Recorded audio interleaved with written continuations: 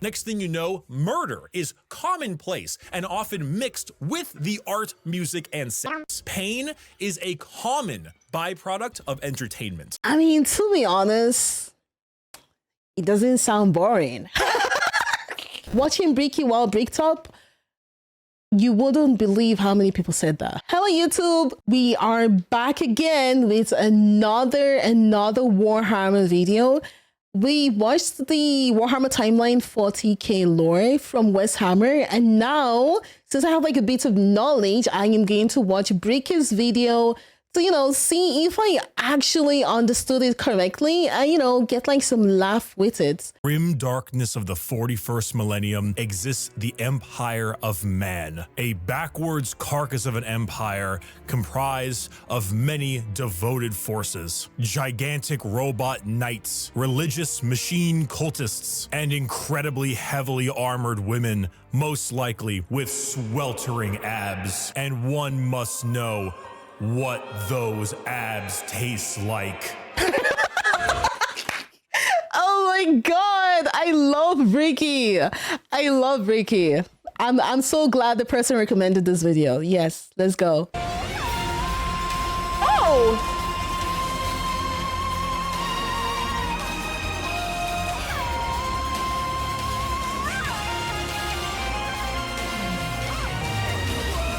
My gamer Supps flavor is here. Sweet six-pack has arrived. A delicious and refreshing cherry pineapple blend. Play the sound. Use code Nila for your next order. Use code Nila. Yes, my Bricky's official gamer Supps flavor is here. Sweet six-pack, not only in regular energy mode, but also in caffeine-free. The cherry pineapple flavor is not the kind of flavor that just smacks you in the face. It is light, it is refreshing, and it's one of those things where you sip it and you go, not bad. And next thing you know, you are having your fourth refill the same day. And it is available now. Link in the description. Use code Bricky and Nila for 10% off your next order. Use code Bricky for 10% off your entire order, not just for this, but for everything you buy. And I'm not dumb. If you buy any of these tubs, regular, caffeine-free of my sweet six-pack flavor, you will get a Muscle Girl 32-ounce shaker completely for free. There are only a couple thousand of those shakers, so get it while supplies lasts. I cannot believe we finally have this, but I told everyone, like, once you find out the flavor, you'll be like, yeah, that tracks, and damn straight does it track. Sweet six-pack available now. Code Bricky, link in the description.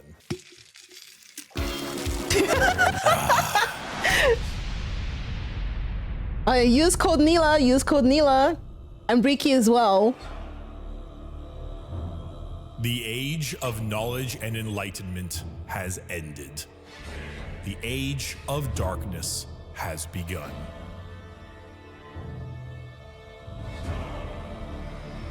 Roughly 60 million years ago, there existed aliens.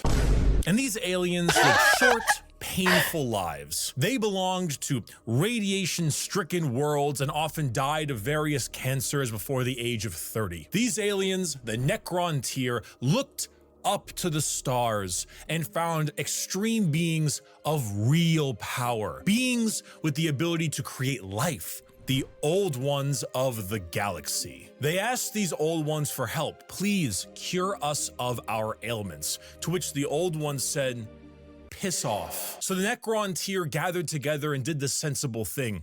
They declared war upon these old beings and were promptly beaten into the dirt back to their short, painful lives. In the world of Warhammer, there is a hell. But to be honest, it's understandable that the Necrons got mad though. Imagine they're like dying from their, I don't know, their cancer illness, and they're like asking God, please help us, please cure our sickness, or I don't know, make our suffering less. And they're like, nah, we're good. That's so mean. That's actually really mean. Like, yeah, no.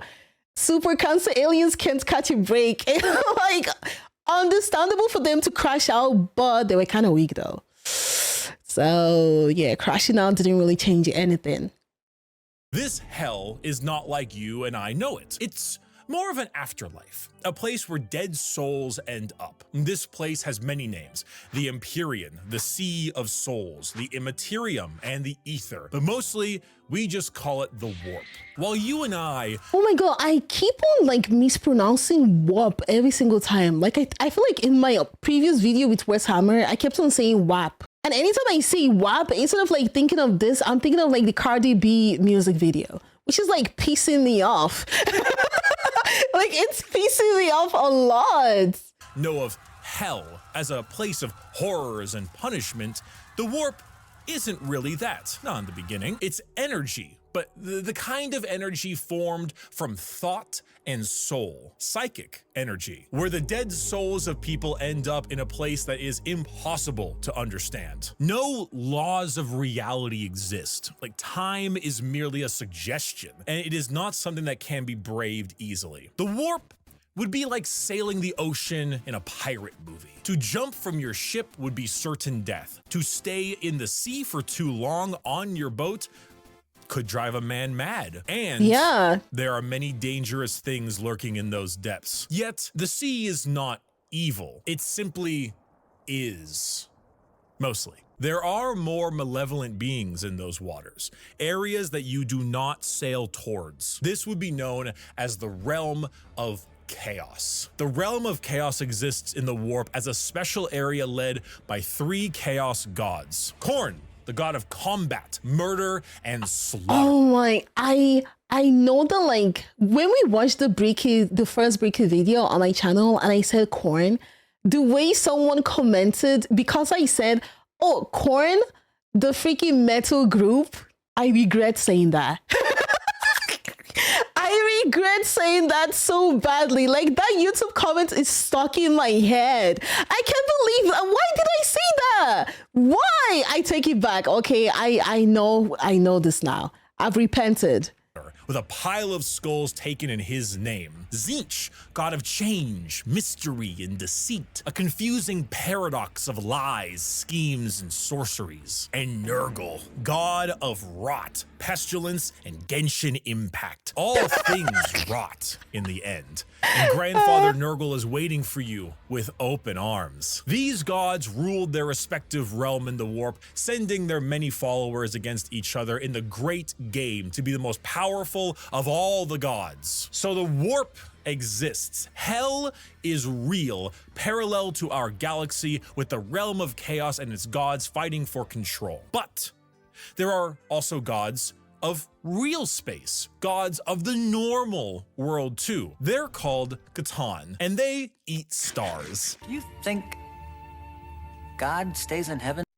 Oh my god. See, this is what Warhammer didn't explain in this video. Like, with Bricky, now I have like an understanding of how the warp is. Because I was just thinking, oh, it's just like purgatory, you know? But now I know it's like hell with a bunch of demons or like creatures in there fighting to become, you know, who's like the best. Oh my god, no, warp. And with the whole Catan, I don't think he mentioned anything about them eating galaxies. Like, what I got from the video was like the Catan wanted to, like, you know, help the Necron and they tricked them. Yeah, I didn't know the Cetans were eating the galaxies though. Oh my god. It's just so much to explain all at once. That is true. And which is why we're watching Bricky's video. That way I can get more info. So this is cool. Because he too lives in fear of what he's created. These star gods saw the plight of our poor Necrontyr and how the old ones cast them aside and said, you know what? You guys want immortality? Oh, we will make it happen. We are the gods of the tangible, of real space. We can give you a cure. So then they ate all their souls and turned them into robotic automaton, feasting on their souls and leaving a hollow shell of an intelligence. There's no way you just said WAP is wet ass purgatory. I'm going to ban you for that, Stark. What is wrong with your brain? Oh my god. Oh my god. Left that is technically immortal. With the power of an entire species' souls, they turned their new robotic slaves on the old ones and hunted them to extinction. The Necrontyr, now the soulless, undying Necrons, got their wish at the price of their souls. But we can count the number of kind gods on an amputated hand. With time, the selfish star gods turned on each other, fighting one another for more chances at glory and power. With this, the leader of the Necrons, Zarek, the Silent King, the man who doomed his species when he accepted this deal, waited, planned. Wait, wasn't there like, there's another like Primarch that doomed his whole people as well? That Bricky mentioned in his previous video that we watched. Like you guys were telling me, he did nothing wrong. Magnus, was it Magnus? Yeah, it was Magnus. Okay. Yeah. Like he got like a bad deal as well.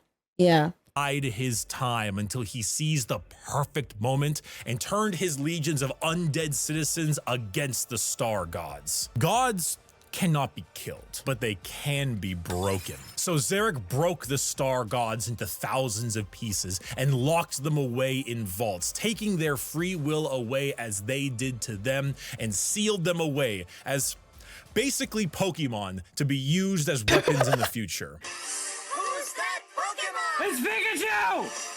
It's the Void Dragon.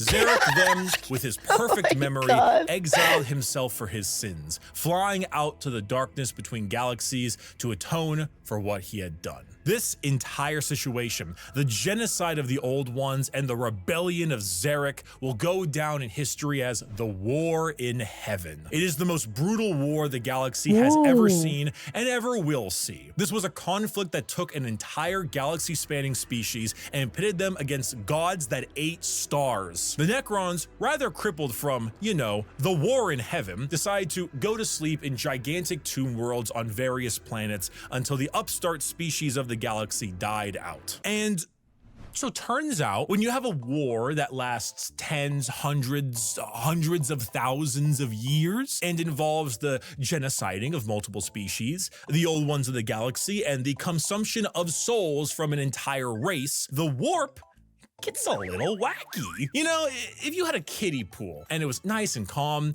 Corn is over there splashing about, so you don't really go in that direction. Nurgle has explosive diarrhea, so you don't really go in that direction either, but you can still kind of get in the pool. The pool's still fine. Turns out when you add a couple trillion souls to that kiddie pool, it'll make the waves a little more turbulent. And turns out a lot of them like to pick a side, Nurgle, Tzeentch, or Corn. So the once calmer warp, the once relaxing kiddie pool, has now been bloated. 1,000,000 years of war will certainly make Corn, god of murder and slaughter, more powerful. 1,000,000 years of war will probably make Tzeentch, god of deception and change, a little more powerful. And good God, 1,000,000 years of war will make Nurgle. But he mentioned earlier, this only happened in the realm of chaos, though. This only happens in the realm of chaos. It doesn't like happen everywhere in the warp, though, Although he did say that it would influence the karma side of the warp. Yeah, Bricky's explanation of the warp is way clearer, not gonna lie. It is, I know, right? Like now I have like a better understanding of the warp. Oh my god, warp.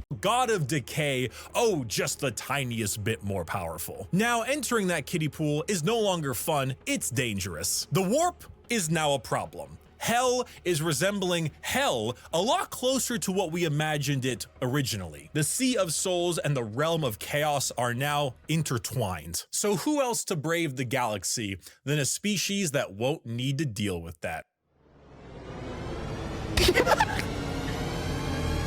The space elves. The Eldar are space elves. They have a lot of the traits that you probably think of when you think of elves. Tall, slender, pointy ears, bit more androgynous looking, no matter what DeviantArt will tell you, and a bit stronger on the emotional side. The old ones, as I mentioned, could create life. And when they were getting, absolutely bodied by the Catan and the Necrons, they made some new races to try to help them. One of them was the Eldar. It didn't save them, but they're here now anyway. Oh, and also the orcs, but yeah, the orcs. They're busy right now.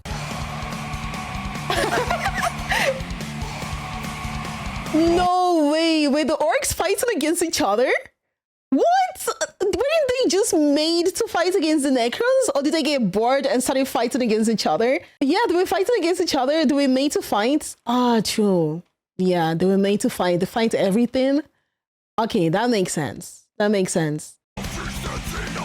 The Eldar are a particularly psychically powerful race, so they were really adept at being able to handle the new turbulent warp of chaos and good at killing Necrons, hence why they went to sleep. Being psychically gifted is basically like being a wizard, but not the wizard.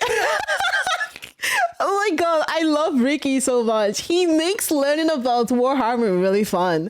Like seriously, oh my god. Is basically like being a wizard, but you get your wizard powers from hell. This is called being a psyker. And basically, if you want to do cool wizard like lightning from your hands or reading someone's mind, you can do that, but you siphon the energy to do that from the warp. Luckily, the Eldar are very good at handling this without too many negative effects because, you know, summoning power from the Sea of Souls with the new Chaos friends can be a bit of an issue, but Eldar are pretty good at it. Oh, okay, I do have a question though. Is there like a live action movie or like adaptation of Warhammer? Or like, I don't know, like a series or something? Because I would love to watch it. Like a good one though. I don't want something like Halo. And also awful about Warhammer is that most developed species travel long, faster than light distances by going through that warp. They create a tear in reality to unreality and move through it. Faster than light travel? Cringe. We go through hell itself to deliver your packages. For those of you who play Minecraft, you know how the nether is like a pocket dimension? So moving 10 spaces in the nether is actually moving something like 1,000 in the real world. That's basically what warp travel is. Just much like in the nether, there are a lot of things that want to kill you. The Eldar found a way to do so in between realities. Not regular reality, not the warp, something else. A purgatory of sorts, a fabricated psychic realm that allowed them to travel without fearing the negative effects of the warp. The Eldar were the perfect fit for the new galaxy, and they took it with open arms and pointy ears. The empire of the Eldar spread everywhere, and it spread all the way until now, the 21st century. That's right, while you are watching NPC streams on TikTok, Boy, that's like good quality. I follow that guy on TikTok. That's like good content right there, okay? Space elves were ruling the galaxy, and they did so for quite a long period of time. The 21st century came and went. Humanity grew and grew, all under the nose of their elf overlords. At this time, humans advanced, your classic sci-fi style way. We began to expand, colonize our solar system, terraformed our planets, created new and more powerful machines. But this was mostly thanks to the space elves, right? Like the Eldar.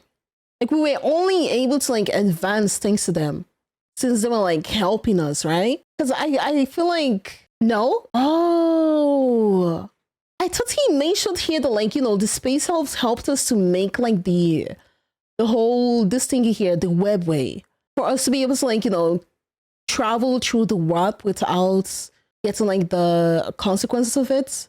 No, the Urbane freaks on the other side of the galaxy. Oh. No, only Emperor help. No, they didn't help. They refused to mingle with lesser beings. Oh, webway is different kind of warp jump gates. This is humanity advancing technology themselves. Oh, okay. Okay, I kind of like got confused here then. Okay. Machines and starships. The age of Terra, also known as Earth, but we call it Terra here, was here and existed between the 21st century all the way until the 15th millennia. Not much is known about this time, not much needs to be known. Humanity grew up, sought the stars. It's classic. Then came the years between 15,000 and 25,000, the age of technology, or to some, the dark age of technology. This is when humanity reached a new apex of technological understanding. When you think of sci-fi, there's a lot of things you can think of. Star Trek, maybe Star Wars style. You can go cyberpunk dystopian. The age of technology was deep sci-fi, like a scientific prowess that fringed on magic. This is also when the first ever psychers began showing up in humanity. Individuals with the genetic mutation to be able to access the warp and then because of that, travel through it. But did they ever mention like how that happened though? Like, I don't know, you guys are like more knowledgeable with the books. Did they ever mention how come some humans had like the whole psychic power? How? Did it just like randomly spawn? There has to be something that like provoked that though. He said it's like genetic mutation, but like how? What's mutated for us to like get to that point? Big E did want to make, or at least learn how to make portals into the webway for humanity to use. It's like a natural adaptation. Ah. And he was no longer constricted to their early ways of travel. With warp travel, they could go anywhere in the galaxy. They equipped ships with gigantic AI machines, with everything you would ever need to know about mankind, and sent them out on colony ships to expand their influence across the galaxy. This was truly the golden age of humanity. And with every golden age, there is a fall. While the new human upstarts of the galaxy were reaching new levels of technology and prowess, the Eldar were engaging in Debauchery! debauchery! Debauchery! What does debauchery mean? I don't know that English. Why does SpongeBob has like a big English word in there? Oh, what does the debauchery mean? Oh, sexo. Ay. What? What? Sex, drugs, alcohol, kinky stuff, being the gens? Oh. Happens when a species has everything. You can produce unlimited food out of nothing. Your need for farmers and workers, gone. You have dominated the stars and have created a fast travel system that doesn't rely on the dangers of the warp. You have nothing else to do. You have no struggles, no problems, and feel as if there is nowhere else to go. Well, you begin to experiment. The Eldar started harmless enough. You know, you take a serious interest in your species' culture, your arts, paintings, poems, plays. These are Eldar, elves, remember? Their emotions are heightened, more powerful than us humans. So your plays get louder. They start to push on the limits of your hearing ability. Your music becomes different, more deranged. It pushes the boundaries of what is art. The visual spectacle of art becomes more bizarre, more delusional, more eccentric. And let's not forget a very important sense.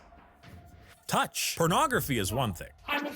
Brothels is another. What if they all mixed? What if your brothels were part of your art and music? And what if those became more deranged? The boundaries of debauchery were not just met, but shattered. Next thing you know, murder is commonplace and often mixed with the art, music, and sex. Pain is a common byproduct of entertainment. Whatever sensation you can have must be increased, must be enhanced, must be taken to the limits. The Eldar Empire slipped into a nightmarish realm of debauchery and excess, with the worst of it taking place in a city in the webway. I mean, to be honest, it doesn't sound boring. I mean, if we're being, come on. I think like, you know, they were so bored, they had to do something. Of course you'd say that. Am I wrong? A muscle like you would be happy there? Relax. Okay, don't stop throwing allegations like that. What? She's out of pocket, but she's not wrong. Thank you, audience. Thank you. Like, come on, it's not boring. You know, it's entertaining. Fucked up, but it's entertaining.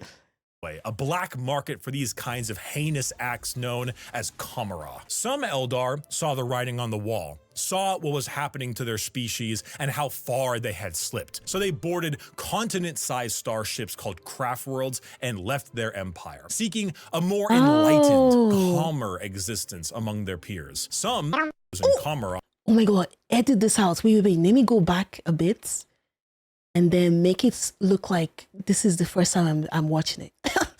A more enlightened, calmer existence among their peers. Some, those in chimera, pushed it to even greater heights, relishing the pain and torment they inflicted on those around them. All during this, the warp, the yin to the yang of the world, was fed by these emotions, by the psychic power of the Eldar, by the souls taken in these depraved acts on a galactic scale. And just like that, Eldar ended. Slaanesh, the fourth chaos god, was birthed into existence and consumed the souls of 90% of the Eldar population. Those that fled. Okay, this I actually did not understand when Westhammer like explained it. Did they like, they were so up that they like merged into each other and made Slaanesh? Is that what they mean by Slaanesh was born? Or this is just like because of all those emotions, like really, really crazy, heinous emotions, she was like born? Is that what the second one? Nice. Okay. I understood the second one then. The warp spontaneously birthed from the warp in response. Yeah, in response to like all those, you know, bad emotions it was getting from the Elder. Okay. Nice. Fled were spared the worst of it, and those in the webway and Kamara were able to stave off the pull of Slaanesh so long as they continued to commit horrid acts of torture and violence. But for the majority of the Eldar, their empire died with Slaanesh's birth. The new fourth chaos god, she who thirsts, the god of unspeakable excess of pleasure, pain, hedonism, and perfection, had been born. With the fall of the Eldar Empire came the ruin of humanity. Slaanesh's birth sent storms in the warp across the galaxy, making travel between star systems impossible. Coupled with a huge— Would I be a heretic if I said, you know, would it be a bad thing if, okay, come on, don't say my name. You know what I'm going to say. Okay, I don't even have to say it. I don't even have to, fine, whatever. Oh, fine. I won't be heretic. It made me gay. Okay. I would be heretic. Huge classic AI rebellion is a staple in these sci-fi settings. Humanity began to suffer the age of strife. Now, planets that relied on intergalactic travel were completely cut off. Long-range messages normally sent through the warp were snuffed out. If you were a planet that was great at mining stuff but couldn't get food, well, you know that movie about the rugby players in the mountains? Oh, and because of these insane warp storms and fluctuations, psykers began to appear among the human population a bit more often. Now, this initially had them hunted down as witches, because that's pretty common in this setting, but some deemed it right to protect them. Unfortunately for those people, psykers, because they open a gateway to the warp, don't really know how to use their powers well, and they kind of attract demons, who then force their way through the psyker as a conduit of sorts and begin to slaughter the population of your planet. The age of strife was a catastrophic— Okay, maybe, I mean, it's a bad thing that they're killing the psykers, but is he bad? period of time for humanity and set back their progress tenfold over the— All psykers are a ticking bomb pretty much. Thank you, Lee. You understand where I'm coming from. Like, think about it though. They're really, really dangerous. And you can't really like say, okay, let me give this psyker like a chance. But then again, it's not like they chose to be a psyker. That's the fucked up thing there. It's not like they were like, oh, make me a psyker. They unfortunately became one. So it's a bad situation. Not one, not two, but 5,000-year period. During this time, the age of humanity that we know began to form. Worlds equipped with large mechs for agriculture began to equip them with weapons to defend from alien and demonic invaders. Over 5,000 years, this became a custom and tradition, dubbing them as night worlds, a feudal society of honor-bound knights in gigantic robots that uphold the chivalric code to defend their worlds and honor. A group of individuals on Mars, after radioactively bombing their planet to become inhospitable to human life, ran their entire lives underground on the few life support systems keeping them alive. Those technicians who could work on the machines and keep them operational were revered, and over 5,000 years went from skilled members of society to full-blown priests. The cult mechanicus, or tech priests of Mars, formed in the ashes of the Red Planet with a religious fervor and doctrine on the cult of the machine god. And on Earth, or Terra, techno-barbarian tribes waged war across the planet in a Mad Max style of blood and gore, until finally, a mysterious man who lived in the shadows of Terra for millennia finally revealed himself to the populace. His name was the Emperor. He deemed himself the Emperor of mankind. Where did he come from? I don't know. Why is he 10 feet tall and the most powerful psyker of all of mankind? Wait, what does Bricky mean he doesn't know though? Don't we know that like he was, he was born as a perpetual? Or like do people not know like the origin of the Emperor? Well, from the other human perspective, like they don't know who he's that. Oh, true, we don't know who the parents of Big E is. We have no idea. I don't know. Why is he basically immortal? I don't know. Where'd Cotton Eye Joe go? Who knows? But he's here, and he isn't happy with all of you ripping up Terra. So he began the Unification Wars, where he and a very early version of the famous Space Marines, the Thunder Warriors, reunited Terra under a single banner. With blood. Then, after taking over Earth, he reunited the Thunder Warriors into the dirt. This is where we get the Imperium of Man, also known as the Imperium. The new faction headed by the Emperor of Mankind, with a treaty signed with the cult mechanicus on Mars to spread out and reunite humanity after the— Yeah, to be honest, when he said Thunder Bodies, I would have said Thunder Chickens. Because didn't like Big E not even see them as anything? He just saw them as a tool just to fight, and then afterwards just wiped them out.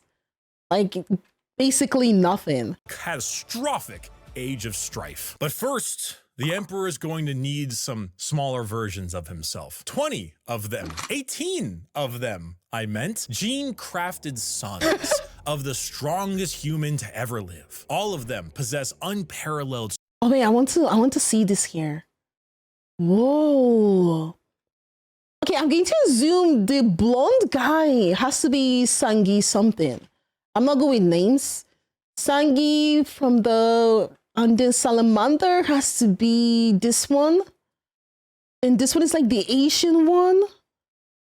Where's the furry ones? Strongest human to ever live. All of them possess unparalleled strategic power, intelligence, formidable strength and size. A real powerful force to unite humanity and stop the chaos of the current galaxy. Speaking of chaos, you ever seen that image of that guy? It's like throwing the baby like a basketball. It's about what happened. The Chaos Gods intervened and grabbed the 18 Primarch gestation pods and yeeted them across the galaxy at a whim, everywhere they could possibly go. A galactic game of keep away. So the Emperor had to get them back. So begins the Great Crusade. A crusade across the stars to reunite not just humanity, but the Emperor with his fallen sons. The first to be found was Horus, one of the strongest and most noble sons. The Emperor carried with him a legion of newly crafted warriors with genetic material made from their Primarch father. These are the newly made Space Marines. What I don't understand though, Big E is the Emperor. How come it took him so long to reunite with his sons?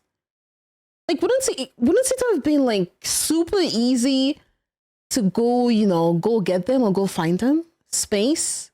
Yeah, but I know like space is really big and stuff, but because the galaxy is big. Space is big.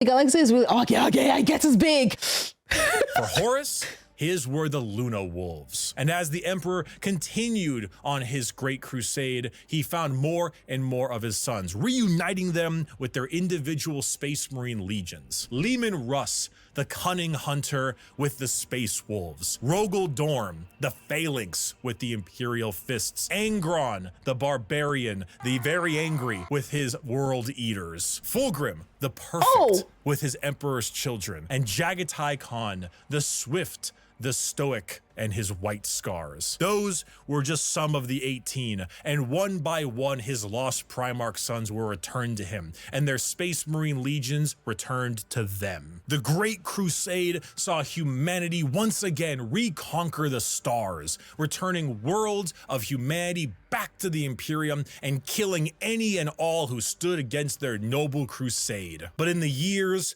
of the 31st millennia, treachery would break this all apart.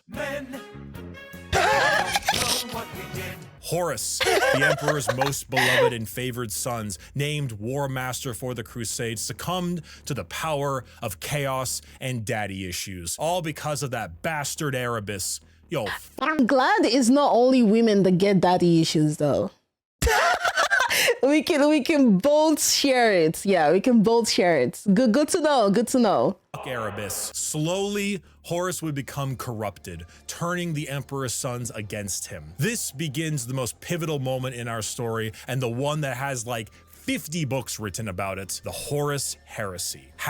9 of the 18 Primarchs turned against the Emperor, and the following years were a bloody battle for the throne of Terra. The Emperor originally was working on a special webway project, just like the Eldar, to make fast and light travel significantly easier and safer. Really improve humanity to allow them to conquer the stars without the risk of the warp. Well, this big red idiot named Magnus kind of blew a hole into that, literally and figuratively. So Big E over there is stuck on a gigantic golden throne, holding back the oncoming rush of demons and powering the Astronomicon. Basically a big North Star for people who are sailing in the warp. Oh my god, now I know why people hate Magnus. Well, I wouldn't say hate is like a big word, but you know, like they're mad at Magnus. Yeah, this is what he was trying to do, but his sons did not know. I mean, this is why you have to like communicate more, no? Some of those lines were tricked. Magnus did nothing wrong. I mean, I would also say the same with like, I feel like from watching Warhammer lore videos, I am seeing a bunch of well, what is like the English one of you guys mentioned before? Road to hell with good intentions? No. That's not the English. It's like, you know, like all this is with good intentions, but it's coming out the wrong way.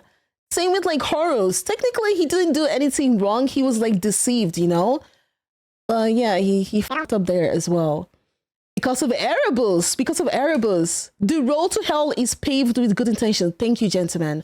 That's what I wanted to say. To help them navigate. The Horus heresy saw many loyalist and traitor legions pitted against each other in a bloody war until it reached Terra itself. Horus, unable to break through the lines and with time running out, made a gambit and opened his ship up to be boarded. The Emperor took this challenge, quickly allowing someone else to take control of the throne as he teleported his way onto Horus's flagship, the Vengeful Spirit. The Emperor, unable to truly kill his most beloved son, changed his mind right quick when Horus strangled the life out of his other son, Sanguinius. No! Wait, so it's Sanguinius that's here? No. After watching like this, oh my lord. Wow, so you guys lied to me. You guys lied to me! I watched the Sanguinius speech and you guys told me he didn't die. But you guys lied to me! Yeah, he's dead as fuck. I'm sure you've seen this image at some point. The Emperor then said, "I'm not gonna sugarcoat it," and proceeded to psychically blast Horus into complete oblivion, killing not only his body, but also his soul. Horribly wounded from this duel, the Emperor is returned to the Golden Throne in order to keep the demons at bay and power the Astronomicon, because without it, humanity would be flying blind. There he sits, slowly dying from his wounds and the strain. Wait, but Bricky mentioned earlier, before Big E like launched into the ship to where Horus was at, he replaced it. He put someone in there to like replace him, right? How come he couldn't have done that before? His replacement couldn't survive for long on the throne. So maybe like they could only stay there for like some minutes. Malcondor, yes, he wasn't strong enough to sit on the throne for too long. Oh, okay. Wow, so like Big E was just stuck there then. He was just stuck at the throne forever. Power output requirement is so huge, Neela. Wow, that's crazy. Of powering the Golden Throne. The only thing keeping him alive is feeding upon the souls of 1,000 psychers every single day. This was 10,000 years ago. We are now in the 41st millennium. Wait, he feeds on the soul of 1,000 psychers? So that means me being a heretic allier of, you know, the psychers wasn't that bad.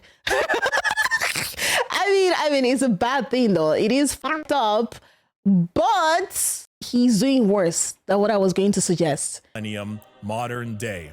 Warhammer 40,000.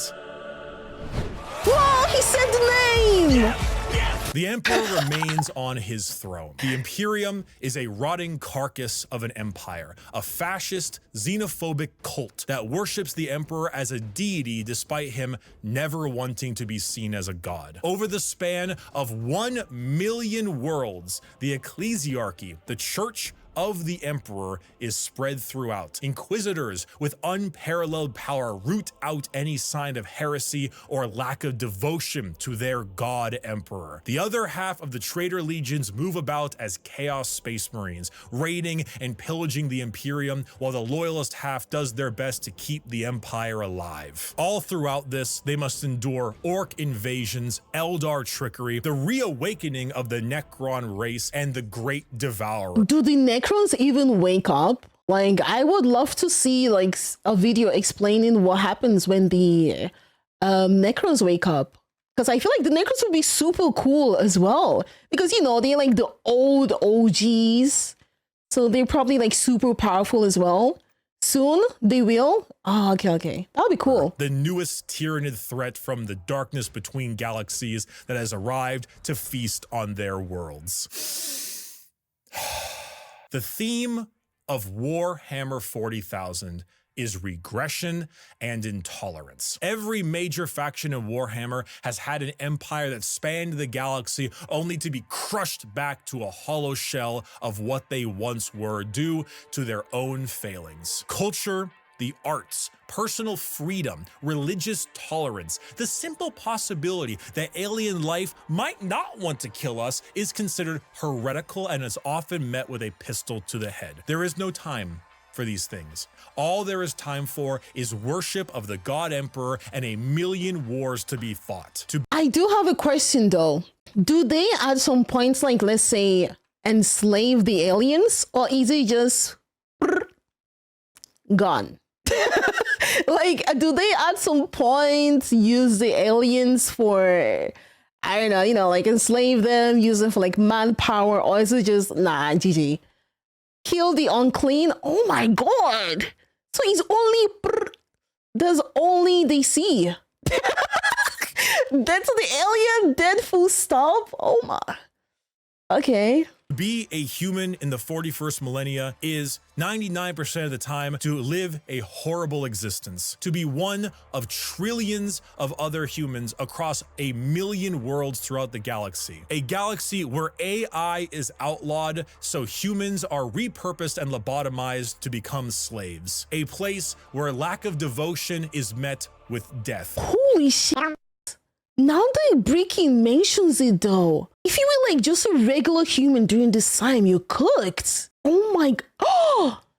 Why would they need aliens when they have a bunch of humans? The humans were the slaves back then. Yeah, being a human sucks in 40K, almost as bad as being a Tau, but still better. What is a Tau? And if you even have devotion, there is a good chance the threats to the galaxy, chaos, and aliens will kill you anyway. Warhammer is a world where you revel in being bad. There are protagonists, there are antagonists, but every faction is some shade of evil. Because playing the bad guys is always more fun. And my friend, friend, you have a selection. So pick up that las gun soldier. You and the other 3 million men and women in this single deployment on this single world in this single battle will now show them the might of the God Emperor. That weapon in your hands has killed 99% of the alien populations in this galaxy.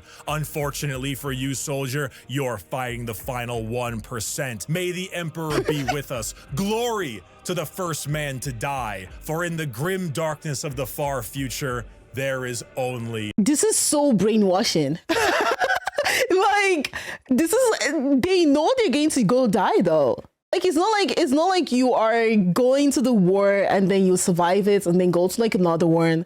This is, what do you mean? What do you mean? What do I mean? You know this is brainwashing. War.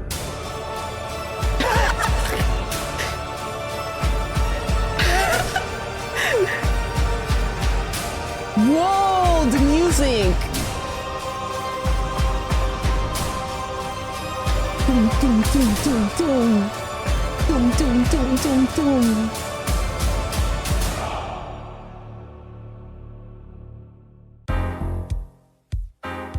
Oh. Thank you, everyone. I hope I have helped teach you about Warhammer. If you are a Yes. brand new person and you want to Yes. get a bit more about the world, there are multiple books that do a great job at showing off how the entire universe... Book? Bricky, you better get to making another video.